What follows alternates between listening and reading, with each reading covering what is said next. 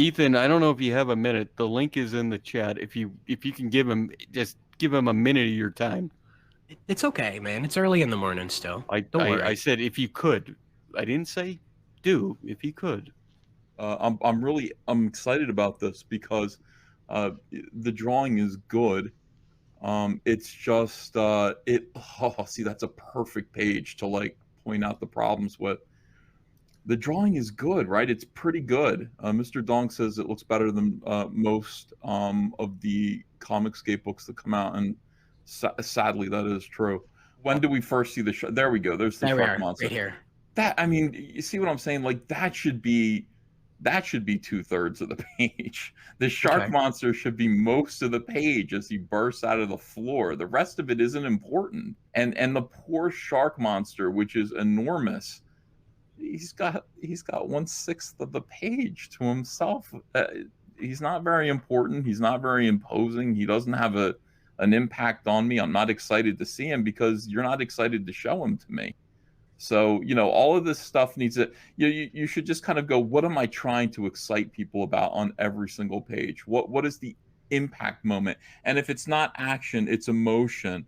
There's something happening on every page that should have the most impact on the reader. And that's the thing that you want to anchor the rest of the page around. When you're writing your script, I mean, you can actually define, you can tell the artist, how big the panel should be. Like you should be like panel 1, panel 2, and then panel 3, biggest panel on the page. Parenthetically, you write that. Our shark monster busts out of the ground, whatever it is, and then, that's kind of just, if you can make your artist feel that and know what they have to do on a page, that's going to be very helpful, Yeah, see, again, it's just, I mean, the last panel's good. The last panel's pretty good. This is better. This page is actually pretty good. Okay. So we're headed the right way with this then. That page is professional. That I have no complaints about that. Look at the panel 2. You've got, I mean, that's professional. That is that's DC Comics quality from what I can see. Thank you so much. I'm so glad to hear that, man. Thank you. All right. Holy crap. That's just one page out of the I know, man. But thank you. That's You're like, holy crap. Look at how filled the panels are. The panels are just, there's not a lot of dead air because there doesn't need to be. We need to be right in the center of the action. We need to be where the camera should be.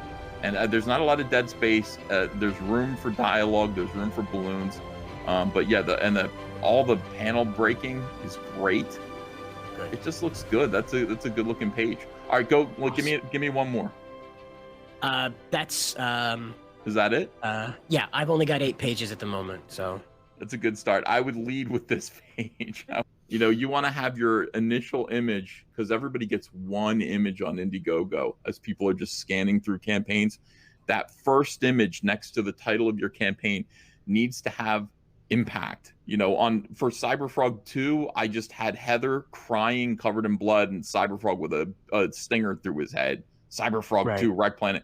That single image was the best one that I could find to sell what I'm trying to sell. And you got to have something like that up there. You just need one good image that nobody's going to make fun of, hopefully, that has impact and kind of sells the quality of your book and then how exciting your book is going to be. Because, again, people decide, like, if they're going to back your comic in 5 seconds. Yep. I mean, it's almost instantaneous,